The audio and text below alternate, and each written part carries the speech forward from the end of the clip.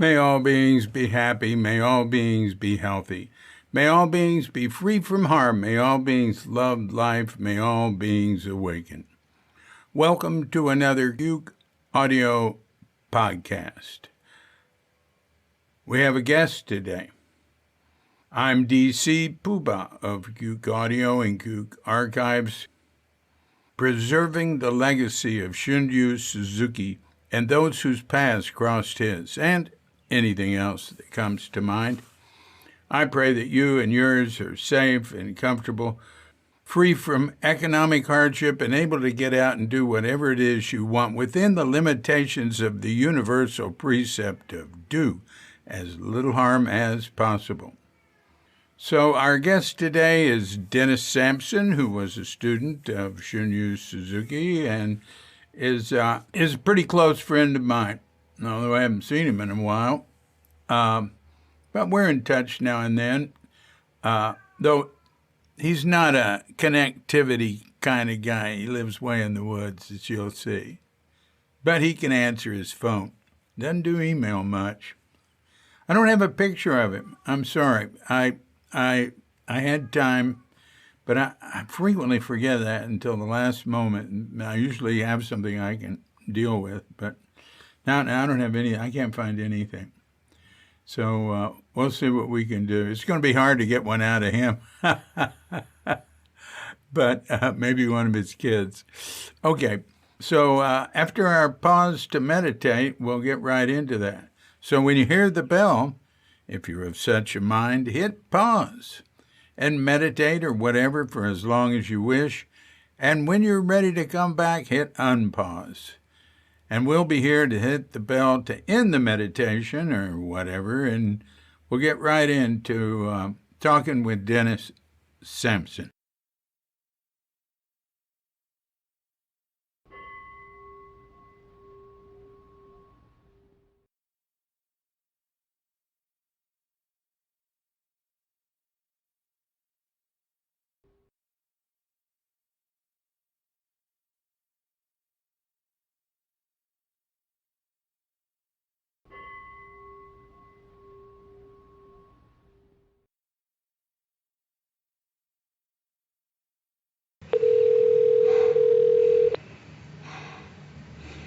Hello?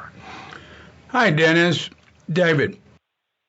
Oh, hi, David. How you doing? All right. Is it too late? No, it's fine. Oh, good. I wanted to do a podcast with you. Okay. I want to get your way-seeking mind story. And anything else. You can talk about anything. Okay. Well, how's everything going? Well, it's okay. It's been hot. I guess Bali is not letting people in because That's true. My granddaughter's mother's brother and the family was supposed to go to Bali like 6 weeks ago or something like that. And No, it's been very hard to get in here since March, April of 2020. Right now, it's extremely hard. They were letting people get these exorbitant business visas for like $800 and come in. Hey, what are you doing? There's a sort of scraping sound. No, it's not me. It must be on the line or something. Oh, is that true? Huh. Yeah, well. Okay. It's funny. It sounds like you're sharpening a knife. Yeah, it's in the atmosphere, I guess. We've got a lot of smoke here. Huh. Well, yeah. We've had these gigantic fires kind of northeast of here. And one burned like 840,000 acres. Oh, I didn't know the world was that big. That's really something. Yeah. God. Oh, it's a shame, you know. I just think of all the critters, Yeah, it's terrible. yeah. Well, it's So, just part of our grand plan to kill everything. Uh, hey, um, uh, but Dennis, you live in the yes, sir. worst possible place I can imagine to be in during fire season. You live way in the mountains in a heavily wooded area with what one dirt road leading out of there. Uh, Yeah, so anyway, you don't want to have the fate that our friend John Bermel had. yeah. That was just extremely terrible. Yeah. Yeah. Well, you know, I had my nephew comes over every now and then to help me with firewood and stuff, and he's an ex-fireman, and he just I asked him about, well, you know, what could I do to have some kind of chance to maybe thin out the woods and kind of slow things down. He said, you know, you either have to make a bunker and jump in it or run like hell. Yeah, I wouldn't want you to be in a bunker there. There's just too much. There's too much heavy timber around you. You Yeah, know, what you'd have to do is like have Kelly come down with his crew from Spokane for about 2 months to do nothing but cut all the trees around you, and then back beyond that to clear out all the ladder material. Good Lord, it would take $1 million. yeah. You I know, think you're right. Yeah. or more. I don't But I don't know.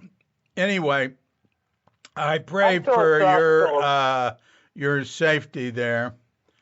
Well, Um, thank you. I'm yeah, philosophical about it. You know, I've outlived both my parents and all my grandparents and most of my great grandparents, except for my great grandmother who fell off a horse at age 89 and killed her. But anyway, hmm, I'm ahead. Every day is I'm ahead. I look at it yeah, that way. yeah. Uh, So yeah, I'd have to make it now. Now I've outlived the men. I don't know about my mother's father. I think he was older than me, maybe. I think he was late 70s or 80. Maybe not 80 yet. I don't know. But my father, 53, and his father, like 55, and his yeah. brother, younger. But I don't think about that, you know? I don't think, I don't feel like I'm limited to whatever happened to my ancestors. I do, Well, yeah, go on. well, I was just going to say some of it's genetic and some of it's your lifestyle. And that's Yeah, what I have. This polymyalgia.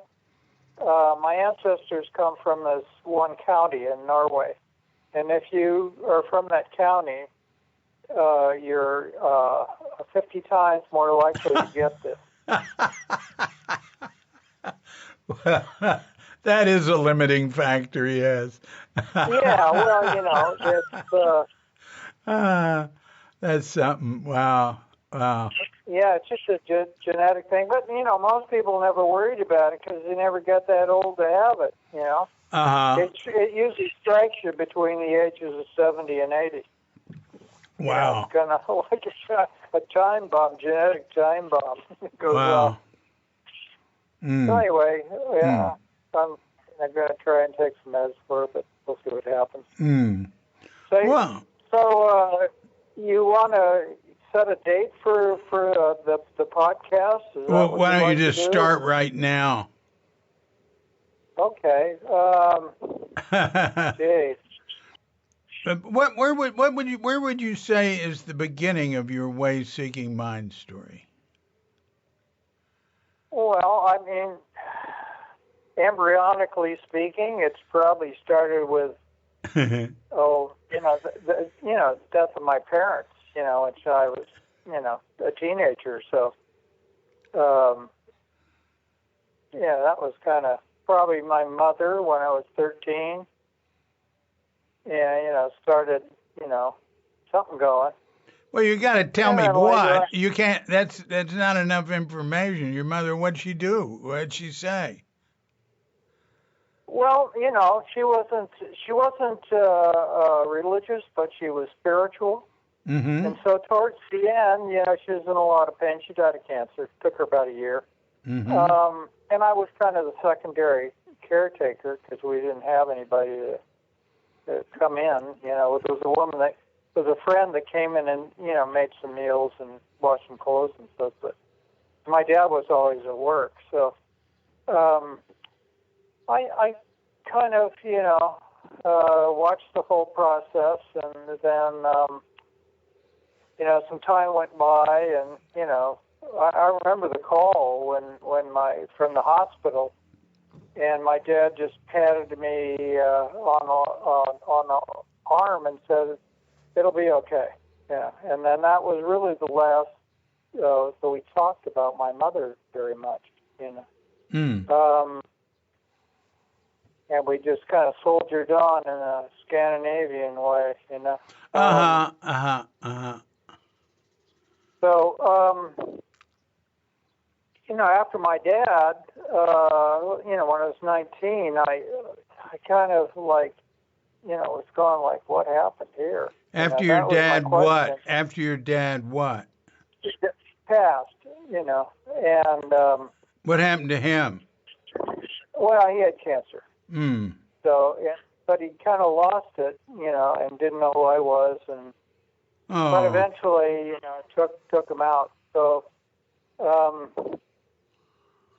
anyway, I just was kind of going, at first kind of going, why me kind of thing, or, this is not fair. That kind of passed, and then I was going like, what happened here, Would you repeat that? I didn't understand it. Yeah, well, yeah, I could say, I don't understand what's going on here, I mean, I had friends that said, man, nobody Friends else that what? Friends that what? Friends that said to me, I don't know anybody who's lost both their parents like you have. Oh, yeah. And so, it kind of set me to, thinking, well, what's going on here?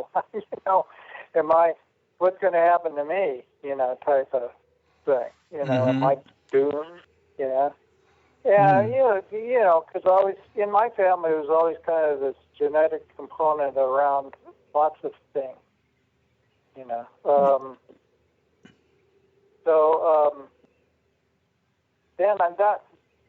then the next couple of years, I did this psychedelic thing, and I took acid a half dozen times, and it just got old and didn't show me much, and kind of I was just hanging out in the park in Sausalito, and Bill Kwong had put a notice that there was a sitting in Mill Valley. What year was that? This would have been probably, I'm guessing, the summer of '67. Yeah. Mm-hmm. It could have been a little later, but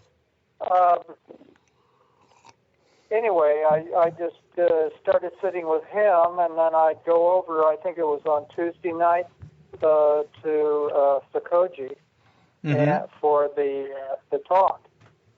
And I just did that for a regular basis for quite a few years. And then, then I think you had to be a regular sitter for about a year before you could go to Tassajara. So, I dropped. Well, I didn't really drop out. I just kind of didn't take much energy to my studies. So, and I just got more and more into Zen, and that. So that, in '69, that was the last of my college career after about 5 years of going.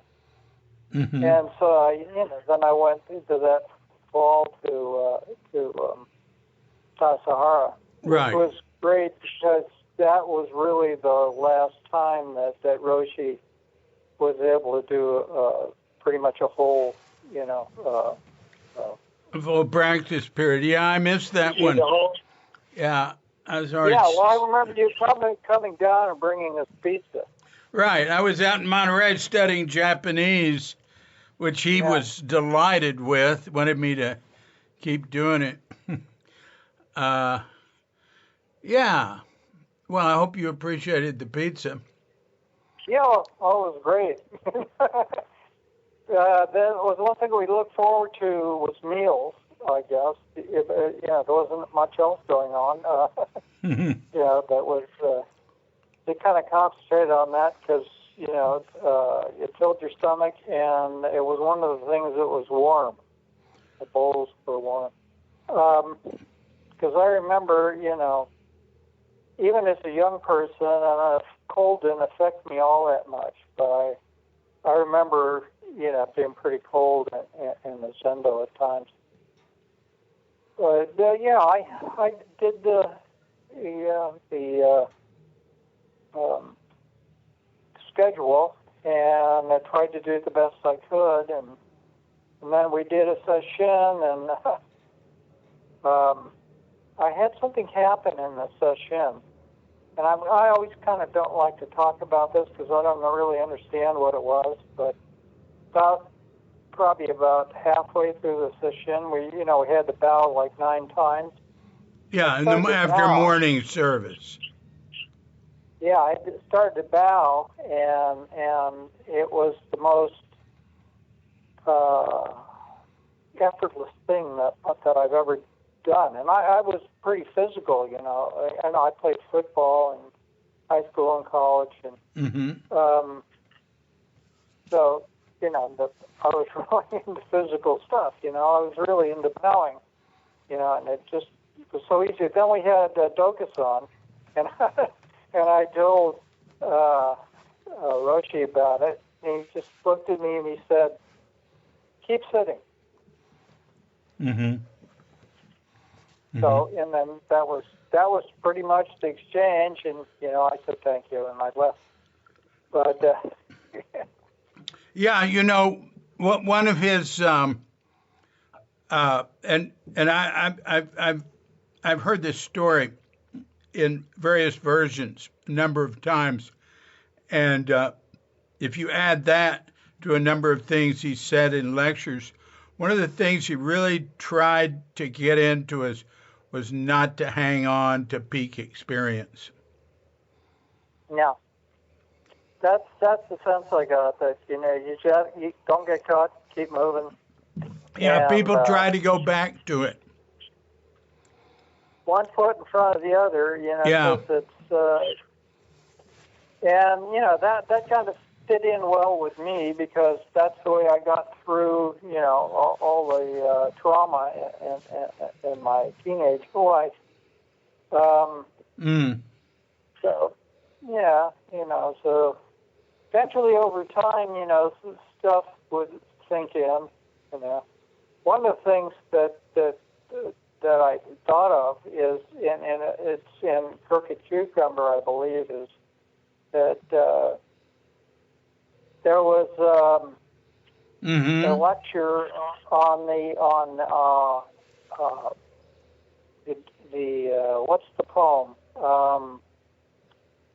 Roshi used to lecture on this poem. On the Sandokai. Sandokai. Yeah, there you go. And after he got through, someone stuck up their hand and said, I really didn't understand much of anything that you said. And he just kind of looked at him and said, everything changes.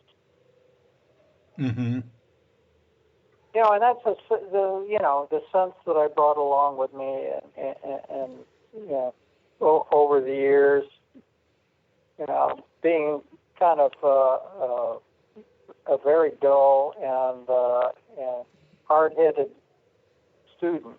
You know. Yeah. Yeah.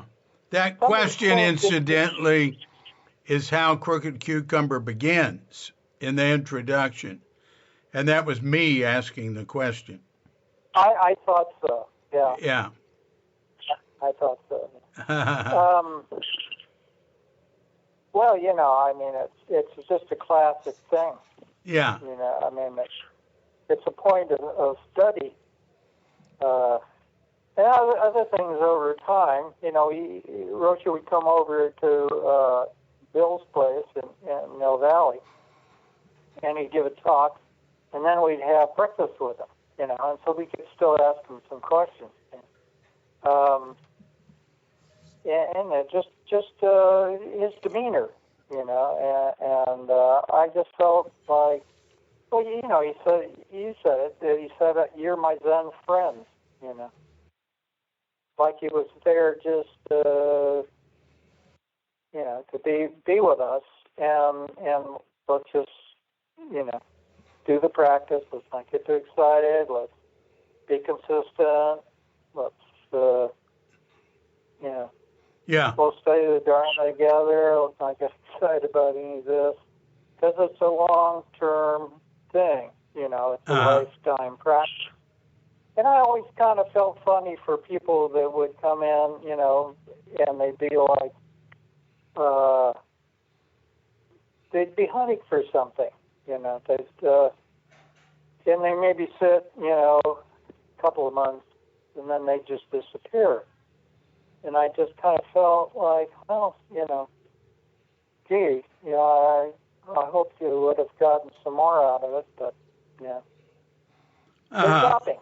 You always get the shoppers, and if it doesn't move you, you know, somewhere it moved me somehow. I really, you know, don't totally understand it. I mean, up until a couple of years ago, I didn't have very much of a sense of it, and we did a ceremony where Tony invested a priest. Now I can't remember his name. But you know, and then he had a series. He had to answer a series of questions afterwards. What? Who are you talking about? Who are you talking about? You talking about Tatsugami? No, this was Tony. Who? In a investiture of a priest. I can't remember what he called it. Oh, it's an ordination ceremony? Well, yeah, ordination ceremony. Yeah. And so, you know, afterwards there was, you know, a question and answer. Oh, you're talking about a head monk ceremony. Shuso ceremony. Yeah, Shuso. Yeah. There you go. My memory is kind of fading it here and there. But anyway, so my question was, why am I doing this after so many years? And he just looked at me and said, you know, you're basically the answer to that is in the question you just asked. So, and I think he was on to something there. It's, you know, it just kind of moved me in a way, and so, you know, over the years, I just think it's a lifetime practice, yeah. And I still do, you know, my sitting is just, you know, I go out in the woods and I got chairs here and there, and I just sit in these chairs, and I just kind of automatically go into following my breath. So yeah, I agree. I think my experience is that the teaching has aged well. You know, and you're a vintner. You used to make wine, so you can look at it that way. Yeah, well, I think, you know, and part of being a vintner is paying attention to things as they go along. Don't have a lot of expectations. You know, what did you say is the Zen that the religion that promises you nothing and delivers. Yeah, I have a T-shirt. Zen, or Buddhism, the religion that promises nothing and delivers, something like that, very close to that. Yeah. So you got a lot of expectations out of it. I think that's what does a lot of these shop is they gotta be making some progress, and they don't understand where what progress is probably more progress. Mm-hmm. Yeah. So Yeah. no, I'll tell you, I got up this morning and went out of my cabin, and there was a grouse, probably about 20, 30 feet away from me, and it, I spooked it, and it flew off into the trees, and it, just watching that was like an amazing thing. Uh-huh. Yeah. I mean, it really, kind of penetrates you. And yeah. So I'm really very lucky to be where I am, and it suits me and probably my personality. Yeah, well, you certainly live in nature. I mean, we all do really, but you live in nature without all the man-made things confusing us around it. Yeah, I just there's so much stuff to get plugged into, and I think I probably listen to the radio too much. But at least they tell you if there's a fire nearby. Yeah. So. Yeah. No, I really am blessed. Yeah, that's all I can say. I'm very grateful to be where I am. Well. Yeah. Yeah. You've told me a couple of stories I really appreciated hearing. One of them I never heard, and it only came from you, and it's really good, is the one where Suzuki was with his teacher cutting firewood. You remember that? Yeah, and he whacked him across the face with a saw. Yeah. Yeah. And what else, though, to set the scene? It was bitterly cold. Okay. Yeah. Yeah. Yeah, it was in the winter, and it was very cold, and he's this little kid, Monk, and his teacher pulls back the blade of his saw and slaps it on his face. Wow. Yeah. But, yeah. Well, we don't know what setting it was. I guess. It always reminds me of these two Zen masters that were separated by a river, so they didn't get, and they'd been the Dharma brothers, I guess. And they did, they didn't see each other very much. So, one comes across the river, and they had, they were training, quite a few monks. But they had gotten old, and one asked the other, he goes, "Well, how are your students coming along?" And he said, "Nah, not so good." He said, "Why is that?" And he said, "Because I can't hit them hard enough.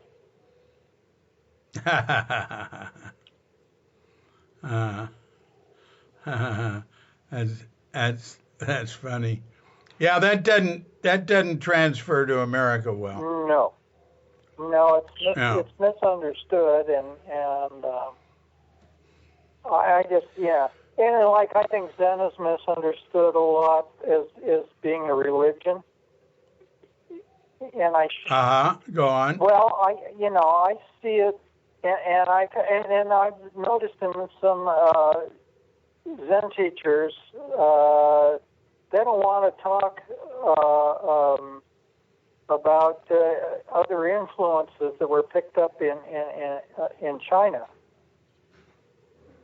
like, Mm-hmm. the Tao Te Ching, influenced Zen, to the point where, a lot of scholars say, well, it's half Buddhism and half Taoism. And Mm-hmm. I kind of really get that sense, and it turned it from being, traditional. This is what I think, my my lowly opinion, from traditional Buddhism out of India, into more of a philosophy and less religion. Anyway, Mm-hmm. that's kind of my take on it, and because I've been interested in Taoism for a long time, especially being a nature. Yeah, the Tao Te Ching was my first, the first, mm, book like that, or Eastern wisdom practice book that I really read the whole thing and spent a lot of time with. And when I went back to India, no, when I went to India for the first time in 2003, it was more than India. I started off in Australia, and I went to Thailand and India and Thailand and Japan. 6 months in Asia there and Australia. I took a Tao Te Ching with me, the same one I'd read before. It was I think the Lin Yu Tang translation, yeah.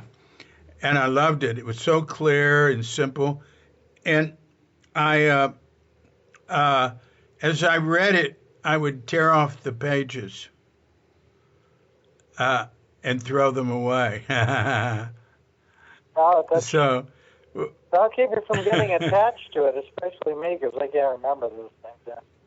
It used to bother me that I hear some talk about the Dharma and stuff, or and some sutra, and I couldn't remember it, But then I thought, after a while, I just let it pass through me, and those parts that stick, or those parts that are supposed to stick,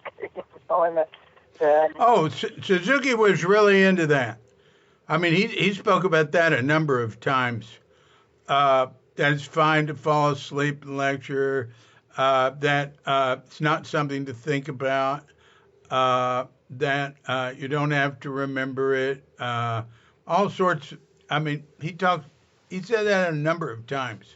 That sort of thing. Well, what's that he said about if someone asked me, okay, if I fall asleep, during your talk, and he just said, okay, just so you wake up when I'm through.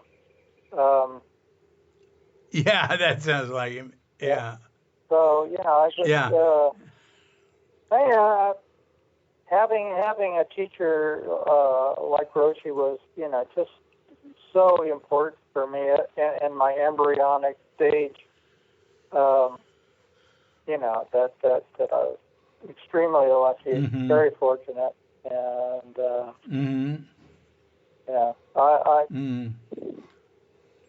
I think about them, and it's the kind of thing that humbles you, I think. Yeah.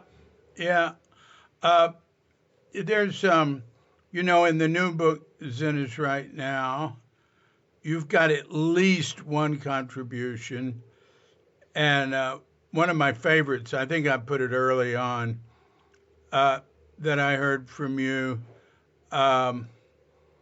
is, somebody asked him, is it necessary to have some ego? You remember that one? Yeah, don't step in front of a bus. Yeah, he said the question was, is it necessary to have some ego? And he said, just enough so you don't step in front of a bus. I think that's the way you told it to me years ago. Yeah, that's good. I like that. I'd put that in the,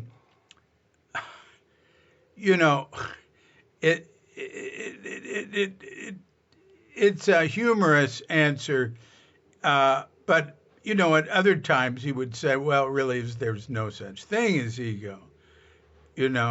So he's playing with the person who asked him there too.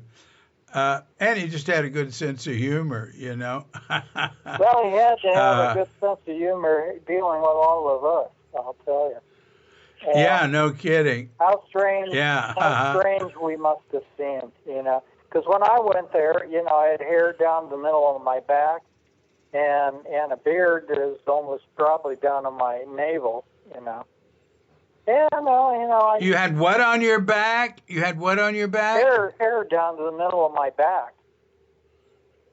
Oh yeah. Yeah. and I went in there and I was sitting not in the Zendo because it was kind of overflow. I was kind of sitting in the hallway there, and before you get into the Zendo, and I was sitting there and doing the full lotus, and which was extremely painful. But I thought, well, I'm going to do this. He just came by and he adjusted my posture. He just put his hand on my back and straightened me up and kind of pulled my shoulders back a little bit, dusted me. So. Oh, you're talking about Zazen there. Yeah. Yeah, and he do that from time to time with certain folks, and I imagine we didn't have any idea what the heck we were doing. A lot of us, we were just taking up space. Well, yeah. I'm still that way. I have noticed, what you just told about him doing that. It's just very common for Suzuki to have made some physical contact with somebody that's new. Or at least, put his stick on their shoulder. But usually, not just that, like straightening their back or, touching their shoulder, or it could be saying something to he did a little something to have some contact. Just time after time, I hear it with people who just came. A lot of very sort of intimate, interesting stories about people when they first came, and then a lot of them say after that. There wasn't much, He didn't, he's just there for them, but he's not doing anything special necessarily. Well, that's the kind of feel I got. The other thing was that I really appreciated working with him because. Mm-hmm. We were getting stones out of the creek, between the last cabin and the barn down there. I guess. Yeah. And so we had that 4-wheel drive vehicle, and we backed that down, and I guess we had a winch or some cable or something, and we had the hood. Yeah. There was a winch on it. You're talking about Was it a dump truck? You're talking about the dump truck? Yeah, I'm not sure. It's so long ago, I'm not sure which vehicle it was, but I thought it was the 4-wheel drive, but maybe not. Yeah, it's the 4-wheel. It was the old Dodge with the green cab. Yeah, I thought this was a Japanese, like a Toyota or something like that. Oh, you're talking about the old Toyota. All right, yeah. Well, that's different. Yeah, it had a winch. It had a winch on the front. So, and we had the hood of a car. That's right. Yeah, Paul Disco made that. They got it out of the, there was, we had a dump that mainly was metal and stuff that could be used that wasn't thrown out. And people would leave cars in the woods, and sometimes we get parts of them or something. So we had that down in the creek, because it was getting stones for the stone garden. So, and he was kind of like hopping from one stone to the other. And he says, "Oh, this one, no, get this one, And he was like a little kid. Yeah, that's the sense I got. It was like being a little kid. It was, Yeah. Yeah, he was just happy to be working with us, and that was it. Well, one thing about getting Tassajara is he'd never been in a temple without a garden, without shoji, and without tatami and everything until he came in 1959 to America to Sokoji. So he had to go from 59 to 67 before he was living again in a temple. Like Rinzai-in, his home temple, and the one he had before that, Zoin-in, they have creeks around him and nature around him. And, he'd work in that, and he grew up in one like that. So he was like a kid in a sandbox or something like at Tassajara. It was heaven for him. Yeah, it was nice to have that energy, because, I spent a lot of my time kind of, I wouldn't say depressed, but, there's, if you ever been around a lot of Scandinavians, there's kind of like, I went to Sweden, and where some of my relatives are, and I looked them up, and I visited them one afternoon, and there was this kind of like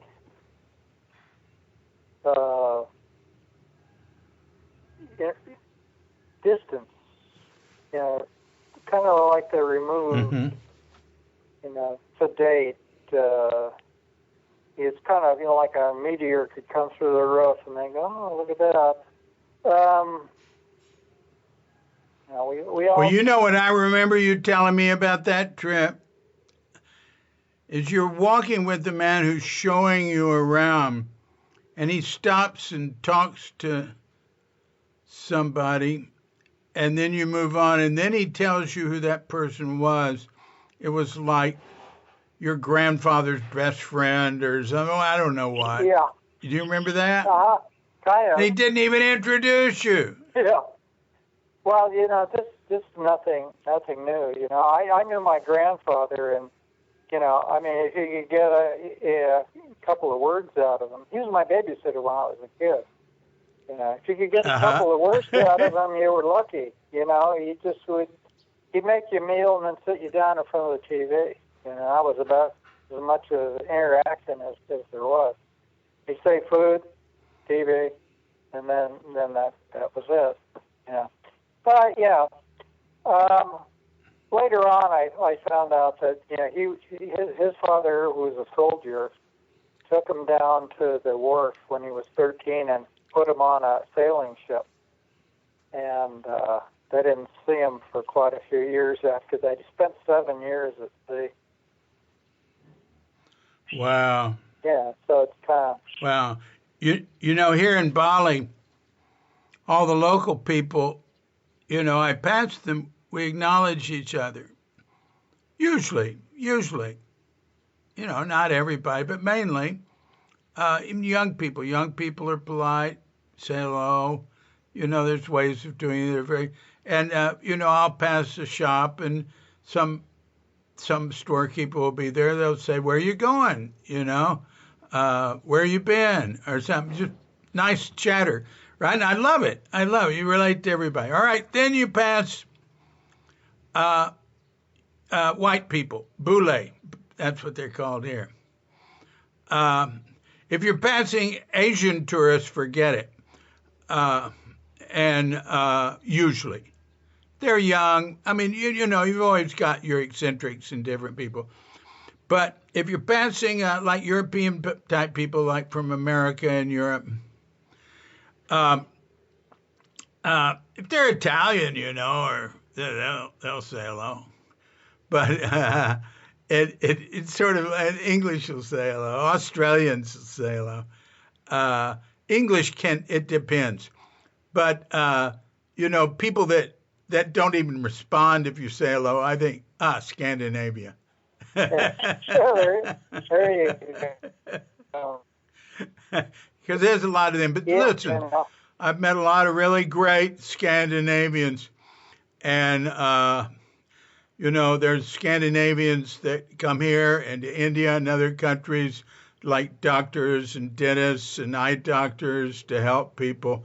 So it's just different culture. That's all. Yeah, it's not really that they're unfriendly. Yeah, I just think, they showed me a picture of their backyard and on the first part of December, and there was 5 feet of snow in there. And even in the summer, it's gray. Yeah, I was walking down the street in Göteborg, and on the other side there were about a half a dozen Swedes waiting for the bus. And it was overcast, and it had been like that for a couple of days. And all of a sudden, the clouds parted a little bit, and the shaft of light came right down on these half dozen Swedes there. And in unison, they all turned their faces to the sun. It was like there were flowers or something. Oh, that's neat. Yeah, that's nice image. I have some of that in me. I don't like overcast that goes on and on and on. It's just I feel my spirits thing. Oh yeah, you use a sun lamp or something. Yeah, I use it in the front of a sun box if that goes on for too long. So yeah. Well. Yeah. After Suzuki died, what did you do? Well, I was still sitting with Bill, and eventually, we had a kid, and I was doing some sailing, out of the bay there. You had a kid. You had a kid. Right. And that was. Well, you haven't even told us you got married. Oh, yeah. Well, I got married at in the city by spacing again. Katagiri. Yeah, because Roshi had to go to Japan because I guess he was ill and he wanted to do a ceremony with his son. So I think that was the reason. No, he didn't go because he was ill. Okay. He went to give his son transmission. You're talking about when he left in late August of 70. So we got married in December. And no, he came back in December. Okay. But it was late December, I think. Yeah, so he wasn't there for the marriage ceremony. So Chad Gary did it, and then we had that was in 70, I guess, and then we lived on a boat for a while, and I still was sitting, and then I guess we started to think about getting another place, and so we had one temporarily up and off of Calistoga Road here off of Highway 12, but that didn't work out, and then we bought the one up in. Wait, why didn't it work out? Why didn't it work out? Well, we had to develop a water system. So we got a lot of people up there to put in a pipe from a spring. And the fellow who was, donating the site, he was good with it, but his wife didn't appreciate it, the hippie types up there. And I guess it was kind of a lot of people working on it. And so we got about halfway done with it, and And he said, he came and he apologized and said, well, we just can't do this. You know, it's just too disruptive. He told me. I remember. I Yeah. can't remember who he was. Do you remember his name? No, he's a really nice fellow, and Yeah, he was very nice. I just remember many years ago him telling me that he was studying with Bill, right? yeah, He was sitting with Bill, and he said, I yeah, had this idea. I had all this land, and I thought we'd have my house here. I've got my house, and then there can be this little monastery on the other end that I can go use. And he said he didn't say anything about his wife. He said that Bill and you and all Bill's students had put an enormous amount of work into it, and it was at night, and we're running a pipe, and he said he realized it was crowding him and his wife too much. He realized he'd made a mistake, and he walked over and he told Bill, I can't go through with this.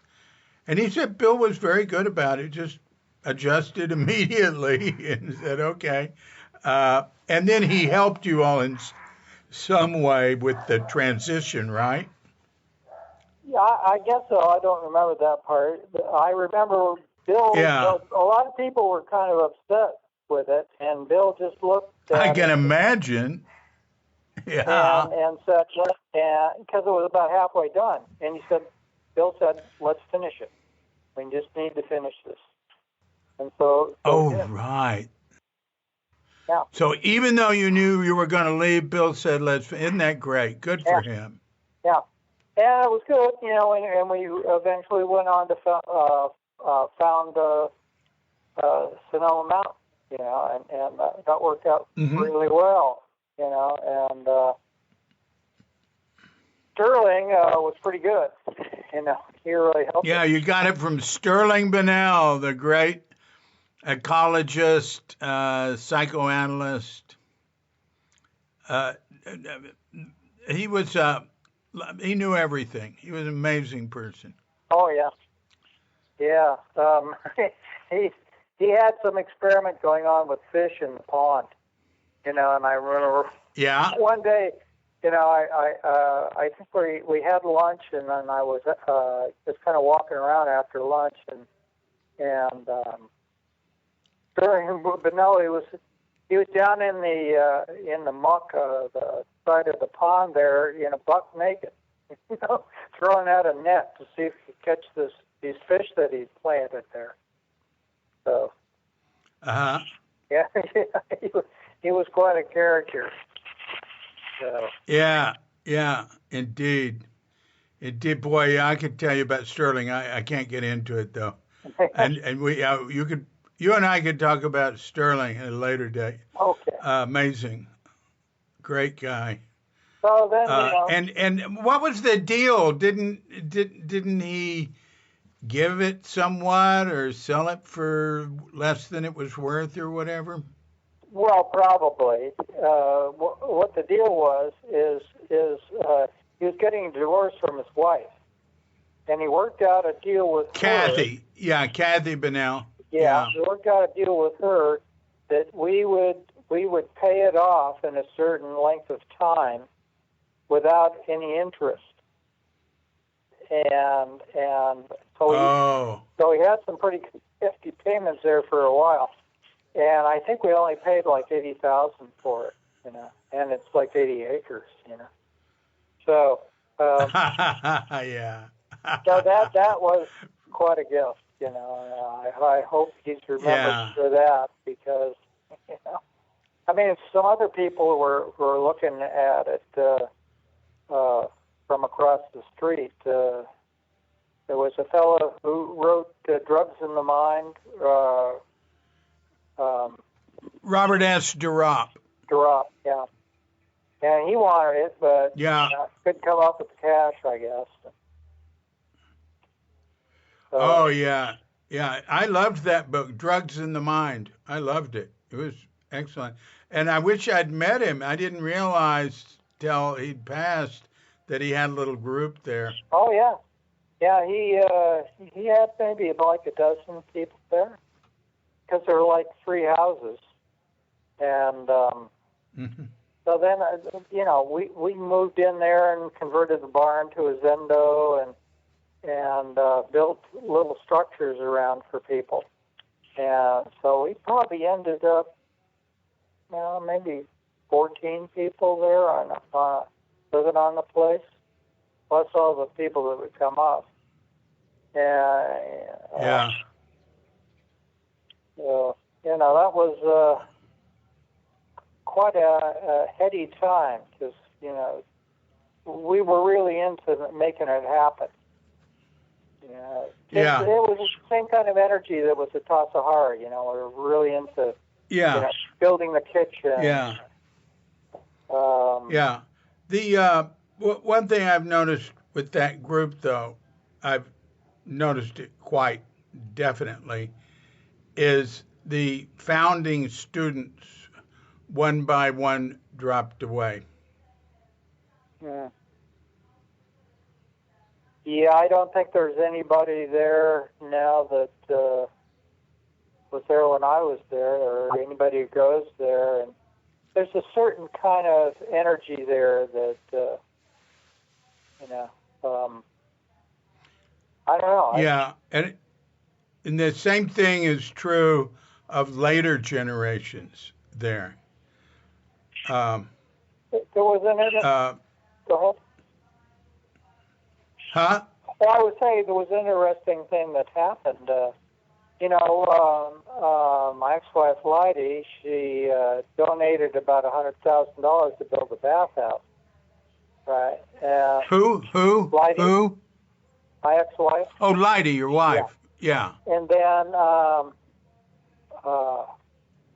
when she passed away, she in her will she gave him another $100,000.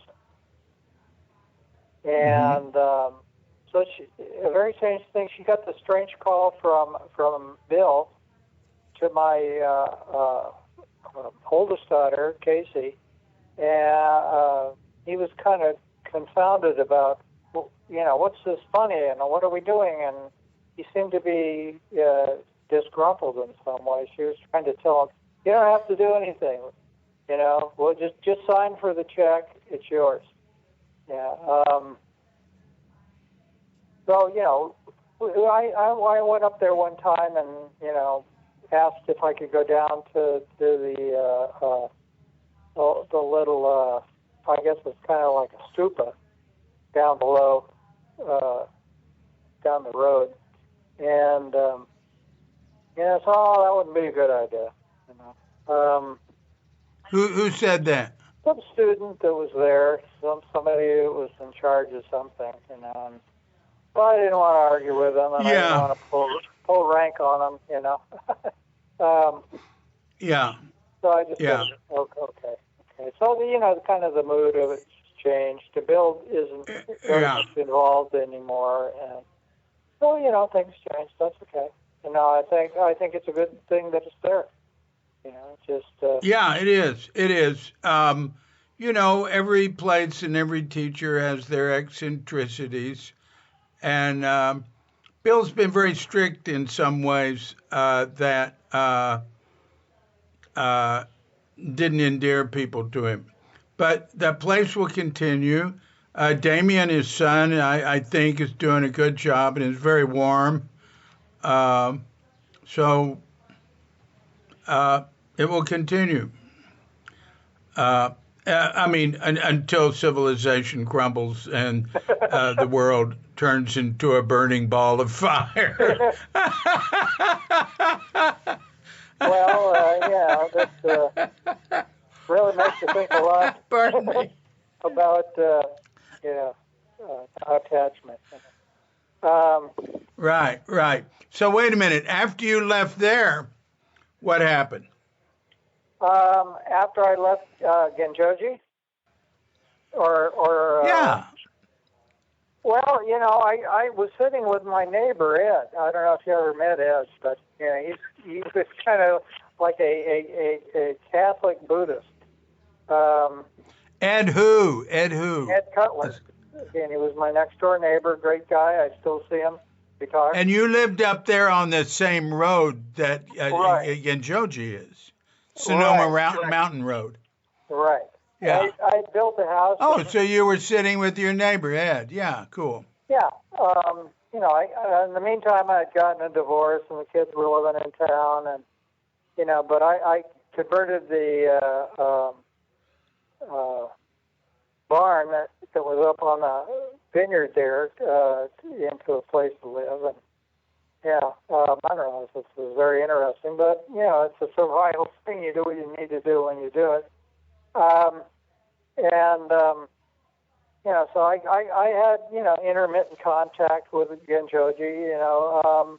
The whole kind of thing changed. A lot of the students went away. He asked a lot of the students to go away. That's right. Yeah, he asked me to really go away. interesting. And then he asked me to come back. And so, yeah, it was very, very strange. I didn't really understand it all, but anyway. Yeah. I run into that sort of thing a lot. I sat by myself or with Ed for a long time. I would visit with Tarrant Group, and I ended up with whose group? With whose group? John Tarrant. Oh, John Tarrant, right. So my benefactor. Yeah. Who I lived with on the next ridge for 9 years. Yeah. So I had contact with him, and then, well, you know, then I was with Tony and Darlene, and, you know. But Tony is pretty much retired. Oh, yeah, Tony and Darlene in Guerneville. Yeah, so he's pretty much retired. Do you, pardon? He's pretty much retired. And the Zendo's been kind of on hold. So until this COVID goes away, I guess. Right. And we had a board meeting, and everybody said, "Oh, it's okay. Do what you can do. If you want to do a podcast, do it. You know. You want to, do a FaceTime thing or whatever it is. You could do that. But he's thinking about Zoom. It shows you how I'm out of the loop about all this stuff. I do Zoom with my ex-wife and my granddaughter. So. You mean Karen? Yeah. Karen. Yeah. I'm actually at Karen's place now. She's back in Maine with her. Far out. You mean, are you talking about your old home in Santa Rosa? Yeah, right in the college neighborhood there. Here's something that you might be interested in. Okay, so Dennis tells a story now, and the guy Mo in the story, that's his son, his remaining son. Ellery died. So, hey, check this story out. Pretty cool. Now, this is very strange. And so my granddaughter was born in New York. This is Ellery and Chelsea's child. And so they lived there for about 5 years, and he did his whole art and music thing, and then eventually they moved back. Well, then he started to suffer from MS, and the whole sad story after that, but yeah. So sad indeed. And so Chelsea took my granddaughter back to New York because they'd never seen any of the sights, And they had friends back there, and they wanted to visit their friends. And so they did all the sights, probably in about 3 days, something like that. And so they got a Uber on the way back to the airport, she's wanting to stop at her favorite coffee shop, right? So Yeah. the Uber's waiting out there while she goes in and gets coffee and a hot chocolate for my granddaughter. And walks in the door. Who's sitting there having a cup of coffee but Mo? No kidding. No, he doesn't live in New York. He lives in Las Vegas. Wow. He just happened, he has some connections in New York, so he just went to New York on a lark, I guess. Wow. Now, you tell me there's not some telegraph network somewhere happening. Well, what are the odds of that? They're in the billions. Yeah, that's pretty cool, man. Isn't that neat? That's pretty cool. And he'd not, he's kind of this recluse now, and he wanted. He didn't want to visit Gigi, and he doesn't. Yeah, you hear from him when you hear from him, and So he's pretty much always been like that. So but he was just enamored by my granddaughter, and she's very cute for 10.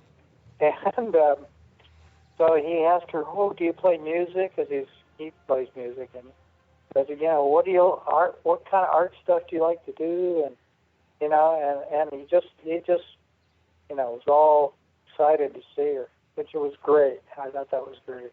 Oh, that's good. Yeah, that's good. He's just kind of a loner now, So. That's really interesting. Yeah. No, I guess it's something that your universe provided. Yeah.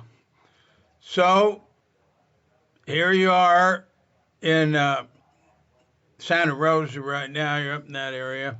Uh-huh. And it seems you're doing pretty well, and you're continuing the practice in your own way. You don't have to be with a group, I mean, it's nice. I like to go sit with groups, but I don't like to be tied to one. I like to go sit with different ones, When I was out there before we came here, we were 2 years in San Rafael after leaving Terrence before coming here. I sat with I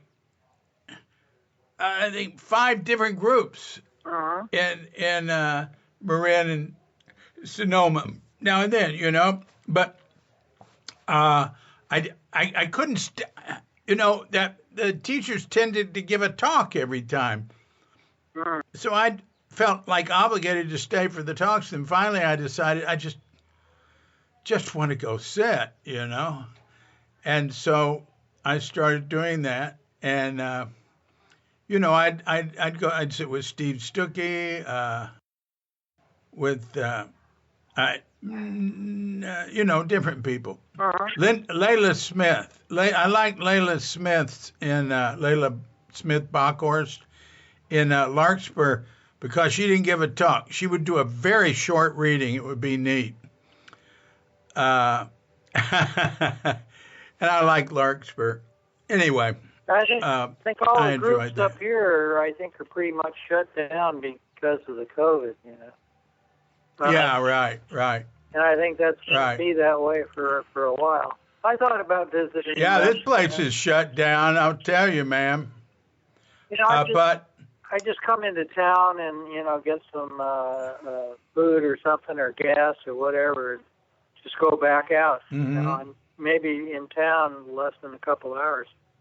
Yeah, that's okay. But I've been coming down here, because we did a memorial for Ellery. Yeah, right. John told me that. Yeah. Well, very good. Do you have any parting statement you'd like to make? Yeah, I could quote some book titles. What's this? What we're, be here now? I don't know. Don't miss. Yeah, there you go. Don't miss the grouse. You know. Don't miss the grout. The grouse. How do you spell? Oh, don't miss the grouse. Yeah.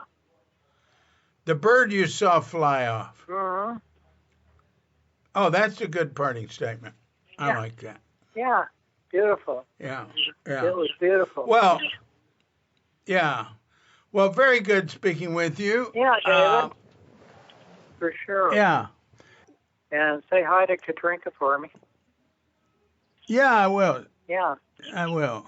And you yeah. take care and be well. Yeah. You too. You too. And I look forward to the next time we communicate. Yeah. It's been okay. It's been good. Thank you. Yeah. Okay. Bye-bye, Dennis. Bye-bye.